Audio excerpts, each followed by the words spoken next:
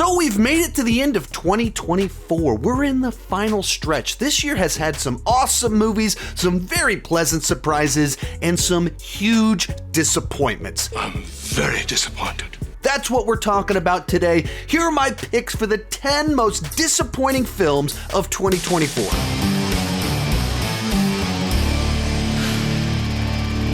Hi, my name is Sean, and I love to talk about movies and TV way too much. With that in mind, go ahead and join me down below in the comments section. Let me know which movies disappointed you the most this year. When I say most disappointing, I don't mean the worst movies of the year. There's some movies on this list that I actually enjoy, but by most disappointing, they're the films that came in the furthest below what I was expecting from the film. I thought it would be one of the best movies of the year, and it was just okay. I thought it was going to be one of the best movies of the year, and it was one of the worst movies of the year. That's what most disappointing film means. With that said, let's get started. Coming in at number 10, Ghostbusters Frozen Empire. Now, to be perfectly clear, I enjoyed this movie when I saw it in the theater, and I still enjoy the movie. But there's no way around it. I felt like it was a very big step down from Ghostbusters Afterlife, a movie that I loved and I thought was a great legacy sequel that reminded me what I loved about Ghostbusters while making me feel things watching Ghostbusters that I never thought that I would feel watching a Ghostbusters movie. And that was this big emotional high, and this movie never captures that, and it never finds its own thing that it does deliver. And from the trailers, from the interviews before the movie came out, they kind of promised that this was going to capture the vibe of the real Ghostbusters, the animated show that I grew up watching, and it kind of does that. But the movie overall was disjointed, unfocused, and it felt like it was dramatically reworked in the editing room. This is a mess. None of these storylines make any sense. Is this working for you? So even the fun things in the movie that kind of worked, that I enjoyed about, for the first Ghostbusters movie ever, the Ghostbusters are just in action, working in New York City. I love that about the film. But just, you're watching through it and there's so many plot lines and things are just not structured quite right. And the film just didn't come together the way it did and never fully delivered on the promise of the premise. So it disappointed.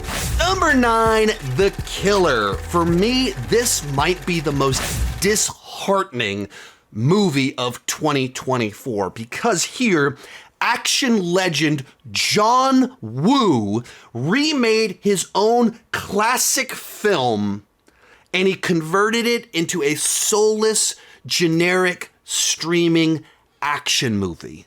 And as someone that adored John Woo back in the 90s and loved that he came over to Hollywood and made some really cool Hollywood action films, to see him take one of his absolute best and most influential films and just turn it into something so bland in boilerplate is simply disheartening.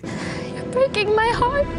Like, I thought it was pretty bad on its own right, that just didn't have anything new to offer.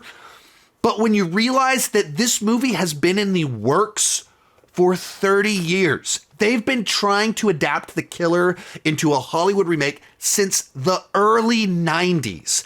And John Woo himself has been attached for almost a decade now. And the movie they put out just feels like a version of the film that didn't understand what made the original so compelling, that made it have depth, emotion, and also this kinetic, groundbreaking action. None of that is present in this film. It's just generic action movie stuff with that streaming look to it, where it's just overly lit, processed, looks digital cameras. So such a disappointment. As someone that loves action movies, and in particular, someone that loves the early work of John Woo, his Hong Kong films, and in particular, The Killer. Don't watch this one. Just go track down the 1989 version of the film starring Chow Yun-fat. Next up, Madam Web. Now, you might be thinking, Sean, how can you be disappointed in a film that you thought was going to be garbage when you went into the film? Well, here's the deal. I foolishly had a bit of optimism that perhaps there was something interesting in this film for two reasons. First off, the trailers and premise made it sound like it was kind of like Final Destination as a comic book movie. That's kind of interesting. It's something different for the genre that we haven't seen before. Second reason I was foolishly optimistic, there were early reports that the script for the movie, basically it was the Terminator with Spider-Man characters, where this guy's trying to kill Mama Parker, who's pregnant with Peter Parker, and Madam Web and her team have to save pregnant Mama Parker. Once again, that's interesting. That's kind of compelling. So I went in thinking maybe there's something here. Like there's ideas that do cut through and tickle my brain a little bit. Stupid! You're so stupid! Whew. Unfortunately, the movie we got does not deliver on any of that. The characters have no chemistry. The Final Destination retelling the parts, there's no wit or creativity to it. And by the end of it, it's just she knows what's going to happen. So it's just boring. She's in God mode. And they abandoned all the cool Terminator stuff. From what you read and you signed on for Madam Web to what we see on screen, was there a lot of changes or not so much? There were drastic changes. And I can't even tell you what they were. I don't know. It's like truly a Spider-Man movie desperately trying to make you know that it's connected to Spider-Man while not wanting to deliver all on it being connected to Spider-Man. So on every single level, there's also, clearly reworked, the ADR, just a mess of a film. So disappointing. If you're enjoying this video and want to hear about more movies that disappointed me in 2024, there's a companion video over on Patreon with 9 more movies that disappointed me in 2024. If you enjoy my content and are interested in supporting the channel or getting more content and access to me, consider joining over on Patreon. I have 2 weekly live streams. One is a Q&A, just answering everybody's questions, and the other one is a box office show where I kind of dive into the weekly box office. If you sign up in the next couple of weeks and use promo code Sean25, you can get 25% off an annual subscription. So if you sign up at the lowest tier, it's under $20 and you can get access to all of the exclusive videos using code Sean25. At the $5 per month tier, if you sign up annual, you can have your name on my end card of all of my videos. And at the top tier,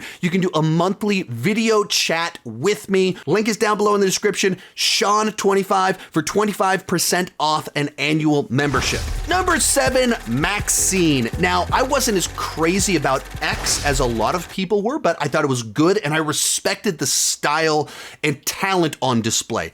But I was a big fan of Pearl and just thought that was such a creative, interesting place to take this series. So, closing out the trilogy in the 1980s, that sounded great to me, and then the trailer seemed like it was right up my alley, reminding me of a bunch of 80s slasher films and thrillers that I thoroughly enjoyed, with that unique style and perspective that X and Pearl had. And while the movie does deliver that vibe that I wanted, I loved the aesthetic, and a bunch of the performances were great, and I did enjoy the movie. It was never as great as I hoped it would be. A big part of that is I felt like the twist reveal in the movie was just so obvious from the opening scene of the movie. Quite literally, the movie started and I went, okay, this is going to tie in. I bet this is going to be important later on. And it was. Like, I felt like I figured it out before I even knew what I was trying to figure out. That's never a good sign. Likewise, I felt like it lacked thrills for being a thriller. Like, I dug the vibe. Some of the kills were fun, But the actual sequences where people were killed, I thought they lacked any tension. I didn't feel the movie like having this urgency and danger to it. You just be in a sequence where someone was going to die and was like, okay, that just kind of happened. And then in the third act, I thought it just kind of spiraled out of control a little bit. It was like, some of it because I knew where it was headed, and some of it because it was like, this just got a little bit too wacky for me, and I don't think this really works. So a film that I dug it, I liked the vibe, but I don't think it was nearly as good as it could have been. 6, Trap. Now, M. Night Shyamalan is one of these directors who has one of the most wildly inconsistent filmographies of all time, where he has made some of my favorite films of all time. He's made some absolute garbage, and he has made everything in between. But because he has such a distinct style, and because he has had such huge wins, I'm always excited to see what he's going to do. And in the case of Trap, him bringing in Josh Hartnett as this creepy psycho that's a dad trying to survive at a concert, I thought that premise just seemed like a lot of fun. And that part of the movie was true. I had fun watching his performance and watching him try to avoid everything. It was enjoyable enough for me. But once again, it's a movie where it felt like the plot itself was taped together with an ever-increasing set of impossibilities and contrivances that you just had to like accept. Okay, I mean, he can just get away with it. Whatever crazy thing he comes up with, coincidentally, it will come together. And that's disappointing when you go, I like the premise, I like the performance, I wish the script and the rationales for how he's doing this felt earned rather than like cheats and cheat codes. So a fun enough ride that left me feeling empty at the end. Number 5, Unfrosted. This is the film written and directed by Jerry Seinfeld. Back in the day, I was a huge Jerry Seinfeld fan, loved the show Seinfeld. And when he hits, I think he can be very funny, very clever, very witty. And then sometimes he does not hit. This movie is actually based off of a Pop-Tart joke that he's been writing and talking about for over a decade now. He did an interview literally 10 years ago where he was talking about writing a Pop-Tart joke. I've probably been working on this for 2 years. In comedy, what you do is you think of something that you think is funny, and then you go from there. I like the first line to be funny right away. When I was a kid and they invented the Pop-Tart, the back of my head blew right off. And that got the whole thing started, that a specific part of my head blew off. Not just my head, but just the back. And what he said in the interview is a line in the movie. I took one bite, and that blew the back of my head right off. And so, for me, as someone that enjoys Jerry Seinfeld, want to see him do more stuff. He decided to make a movie, and it's something he's been working on for a decade. There were very high expectations on this one for what maybe it could be.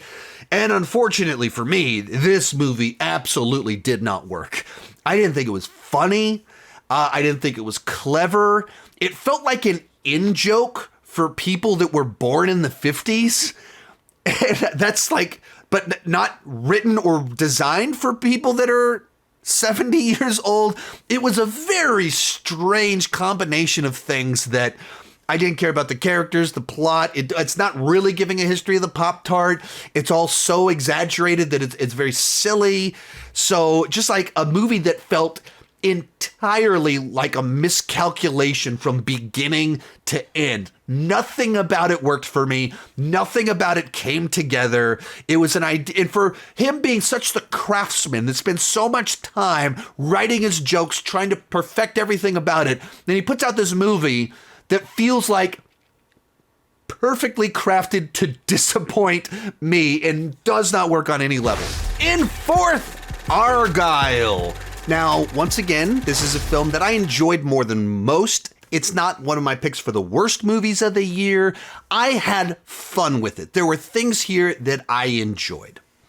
But Matthew Vaughn said he was doing another spy movie, and he loves doing spy movies. When he brought some spy elements into X-Men First Class. Thought it was a huge win. The Kingsman, the first film at least, great, clever spy film. He's returning to that genre and he's bringing in some Romancing the Stone influences, a movie that I love.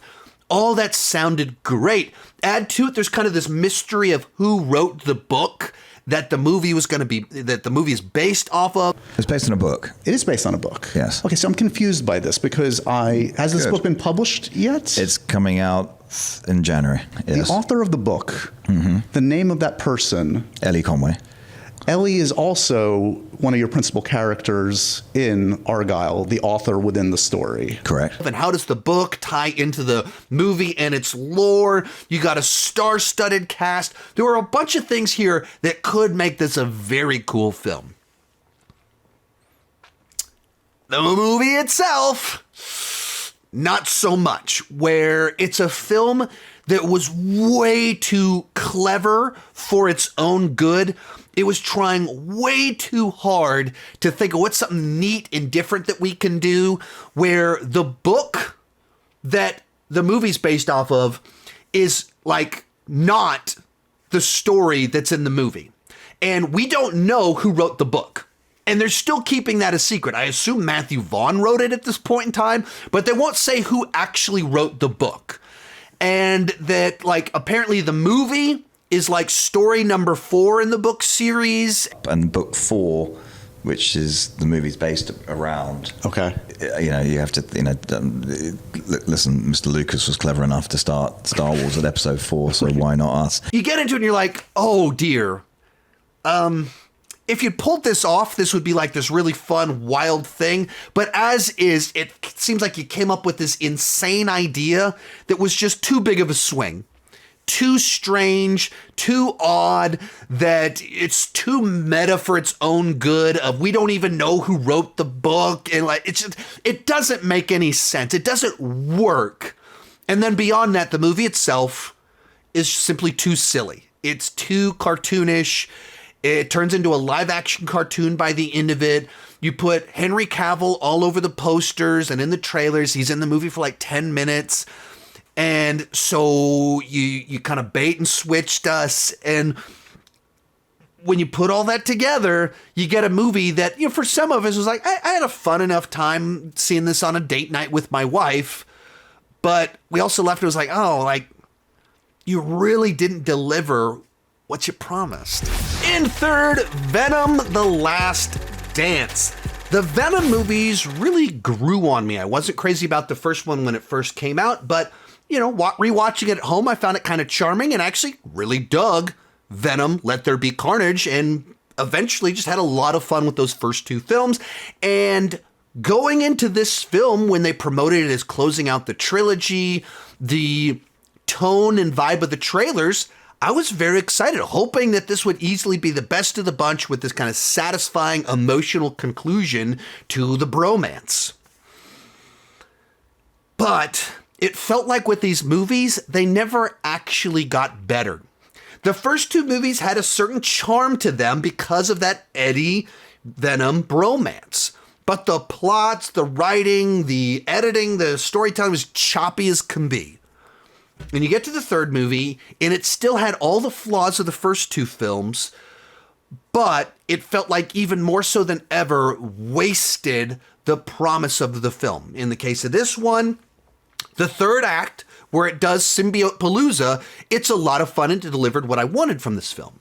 Unfortunately, the first 2 acts of the film were just goofy road trip antics in dance numbers. It was a bunch of stuff that you can see in other movies and that we have seen in other movies, rather than delivering the unique value that you go to a Venom movie to see. In which case, it just left me feeling so disappointed that we didn't get an actual worthy send-off to this trilogy of films. It felt rushed by the end of it, like we dragged out getting to Las Vegas, and then we get to the fun part and we rush through all of that, and you're like, oh man, I should feel more than I'm feeling right now in light of everything that just happened. Hence, disappointing.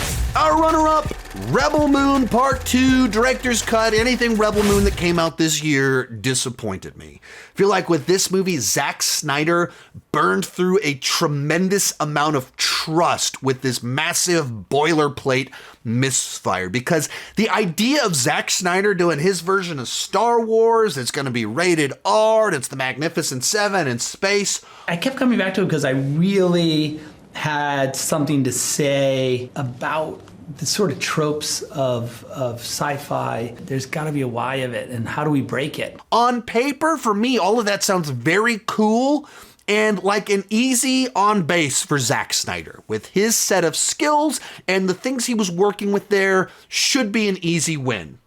Instead, it was just so incredibly bland. The characters were completely forgettable. Stylistically, it felt like a caricature of Zack Snyder's work, where the slow-mo was to such an extreme level that it was absolutely insane. There were so many plot points that didn't really make any sense. The characters at their core, you couldn't really root for them, and you didn't really care about them. The director's cut was a mild improvement in that it added a little bit more liveliness with the blood and boobs into the mix, but it didn't fix any of the story issues. Like, the one improvement that was like really cool was literally the opening sequence was the coolest thing added. And everything else after that, it just felt like we're stretching it out to make it a little bit longer, but not actually adding any real depth or fixing any of the character or plot issues. So this, to me, was such an epic disappointment, and something that, like, it really did make me have a bad taste in my mouth about Zack Snyder that I didn't have before, where it felt like, is he just messing with us? Like, why would he make a deal with Netflix to do this director's cut thing? In the R-rated versions of the movie, everything is amplified. The R-rated versions of the movie have a slightly more satirical, like, the PG-13 movies end up being pretty earnest. They don't have sort of sex and violence to over the top them. That in the R-rated versions, because the violence is so over the top and the sex is so over the top, that you sort of, the tone changes. How the whole thing was handled, and at the end, it just wasn't good. But the most disappointing film of the year, Joker: Folie à Deux. Now, there are things in this movie that I did find interesting, so it won't be on my worst of the year list in a few days.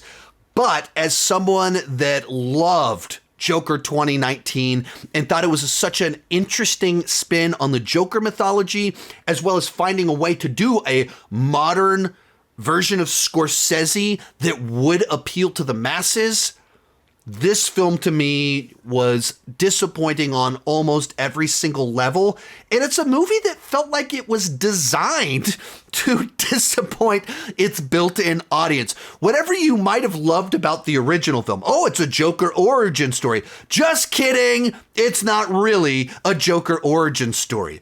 Oh, you enjoyed that was like Martin Scorsese with a DC skin on it? Well, this time it's gonna be a musical. Oh, he's the Joker now, so we're gonna see him kind of doing his thing on, the clown prince of crime going crazy in Gotham. Just kidding. It's a courtroom movie where he's either singing or he's his own attorney. Whatever you wanted out of this movie, it was like designed to mash on your toes and troll you. It's a bold strategy, Cotton. Let's see if it pays off for him. Inherently, when you do that, you're going to make one of the most disappointing films of the year, where virtually no one got what they wanted out of this film. There's a side to that I do find very interesting, hence why it's not, to me, one of the worst films of the year. It's just a bizarre exercise in my mind. Feels like Todd Phillips really identified with Arthur in the first film, of everyone is telling him who he is and who they want him to be. That's the plot of this movie. Whether his fans, the people at the prison, the public, attorneys, judges, everyone is telling him who he's supposed to be, and he wants to fight against that. And the movie itself, everyone's telling him what his movie is and how it's offensive or how it stands for this group of people. Everyone's telling him what Joker and Joker 2 are supposed to be. And so Todd Phillips was like, well, I'm going to pull a Joker and I'm going to fight back. I'm going to rebel. I'm going to lash out. And so he intentionally makes a movie that is none of the things that anybody wants. By definition, you're making one of the most disappointing films of the year. It's interesting that a director would do that and that he would take $200 million to make a movie that nobody wants, that the studio would allow him to like, oh yeah, you know, your follow-up to the Scorsese clone about Joker's origin story is now going to be a musical that's clearly not a Joker origin story. Yeah, here's $200 million to make that. Go step on everybody's toes. Here's $200 million to go do that. That's crazy. That's wild. But it's interesting at least. So not one of the worst to me, but without question, without competition, the most disappointing movie of the year is Joker Folie à Deux. Over the next few days, I got more end of the year lists coming. Biggest surprises, worst of the year, best of the year. And if you want more content just like this, consider joining over on Patreon. Use code Sean25 to get 25% off an annual membership. Thank you so much for watching and keep talking movies and TV too much. Bye-bye.